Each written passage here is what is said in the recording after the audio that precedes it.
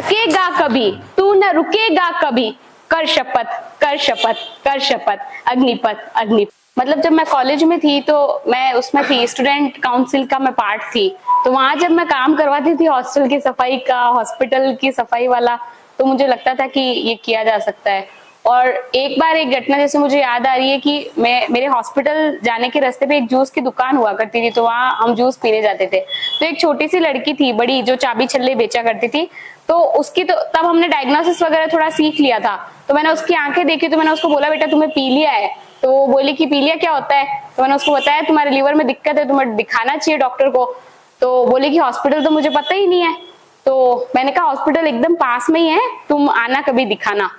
तो अगले दिन मुझे लगा कि मैं उसको ले जाके दिखा देती हूँ। फिर मैंने उस लड़की को ढूंढा वहां पे बहुत, वो लड़की मुझे कभी नहीं मिली। तो मैं कई दिनों तक जब सोती थी तो मुझे रात को उसकी पीली आंखें दिखती थी। तो मैं यही बोलती हूँ कि ये पीली आंखें जो है, इसने वो पूरा डिसीजन जो है चेंज कर दिया था मेरा। क्योंकि अगर हॉस्पिटल आपके आसपास 1 किलोमीटर में है और एक गरीब इंसान वहां आने की हिम्मत नहीं कर पा रहा है, तो वो हमें कहीं ना कहीं एक गैप जो है उसको पूरा करने की जरूरत है। तो ऐसे कई सारे छोटे छोटे इंसिडेंसेस हुए। फिर मुझे लगा कि मेडिकल से आगे थोड़ा बढ़ना होगा। नसीब मिला है कि कार्यपालिका, न्यायपालिका, विधायिका और चौथे स्तंभ मीडिया, चारों की तरफ से मुझे ये प्रेम मिला। तो ये प्रेम मिला क्योंकि जैसे अभी बोरा जी ने कहा कि ये हमारी बच्ची है, तो ये प्रेम जो है हमारी बच्ची को मिला प्रेम है। अंत में मैं यही कहूंगी कि जिस क्षेत्र में मैं जा रही हूँ वो ब्यूरोक्रेसी, और जिस क्षेत्र में आप हैं वो मीडिया, दोनों एक चीज साझा करते हैं। वो एक चीज ये है कि दोनों का जीवन पर्यंत अपने करियर में जो है लक्ष्य होना चाहिए गैर राजनीतिक बने रहना। क्योंकि इस तरीके के दबाव जो है लगातार आते हैं, क्योंकि दोनों का कार्य है सरकार की जो है नीतियां हैं उनको एक समालोचनात्मक तरीके से एक सामने रखते हुए प्रोडक्टिव तरीके से उसका काम करना है। तो जब मैं ये सोचती हूँ कि मुझे भी आगे उस दबाव को झेलना है, आप भी उस दबाव को आज तक झेलते आ रहे हैं, तो ये कविता मुझे याद आती है हरिवंश राय बच्चन साहब की, कि हमारी इस राजनीति में कई ऐसे बूढ़े पेड़ खड़े हैं जिनकी जड़ें बड़ी गहरी हैं। तो हमें ना उस तपन से, जो धूप की तपन है, उससे डरना नहीं है। क्योंकि पत्रकार चाहे सुख हो चाहे दुख हो, चाहे कहीं कुछ टूटा हो, फूटा हो, भूकंप आया हो, एक पत्रकार दौड़ता हुआ वहां जाता है। तो वैसे ही एक ब्यूरोक्रेट होता है, वो प्रशासन में दौड़ता हुआ वहां जाके संभालता है। तो हमें उस सूर्य की तपिश से ना डरना नहीं है। उस वृक्ष से जो जड़ें जमाया हुआ है, जो आप पे दबाव बनाएगा, उससे छां नहीं मांगनी है। हमें हमारी खुद की जिजीविषा को जागृत रखना है। तो वो 4 पंक्तियां मैं उस कविता की बोलना चाहूंगी। वृक्ष हो भले खड़े, हो घने हो बड़े, एक पत्र छाह भी तू मांग मत मांग मत मांग मत। यह महान दृश्य है, चल रहा मनुष्य है, अश्रु श्वेत रक्त से लथपथ लथपथ लथपथ, अग्निपथ अग्निपथ अग्निपथ। रुकेगा कभी, तू न रुकेगा कभी, कर शपथ कर शपथ कर शपथ, अग्निपथ अग्निपथ अग्निपथ। बहुत बहुत शुक्रिया। मेरे घर का हमेशा से यही रहा है कि पढ़ो, जो मतलब बस सब कुछ करो, बस पढ़ो। पढ़ने के लिए तुम्हें कुछ भी करना पड़े। मैं आज तक आपने पूरा इंटरव्यू हिंदी में किया? नहीं, ये मेरे साथ एक चीज अच्छी थी कि मेरी दोनों भाषाओं पे अच्छी पकड़ है।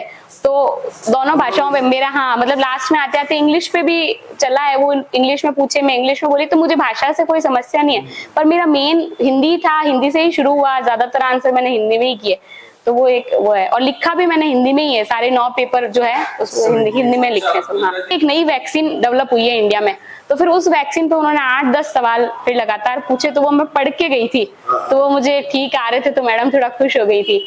फिर राय पे पूछा कि जैसे ये मुद्दा देश में चल रहा है, इस पे आपकी क्या राय है, ये राय क्यों नहीं है, आपका क्या तर्क है इस पे। तो ऐसे 5-6 क्वेश्चन राय पे चले थे। फिर उसके बाद में लास्ट में फिर मेड़ता और मीराबाई पे फिर उन्होंने 2-3 क्वेश्चन पूछे थे।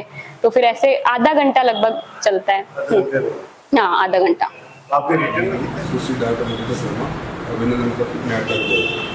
जीवन परिचय एवं शिक्षा, मेड़ता की लाडली भक्त शिरोमणि मीराबाई की अनन्य भक्त सुश्री डॉक्टर मुदिता शर्मा, सपुत्री भगवती लाल शर्मा एवं श्रीमती पार्वती शर्मा का अभिनंदन करते हुए हर्ष महसूस कर रहे हैं। सुश्री मुदिता शर्मा के शैक्षणिक एवं धार्मिक सरोकार से ओतप्रोत होकर यूपीएससी में सीएससी सिविल परीक्षा सेवा में जनरल कैटेगरी में 381वें स्थान प्राप्त कर मीरा नगरी मेड़ता का गौरव बढ़ाया है।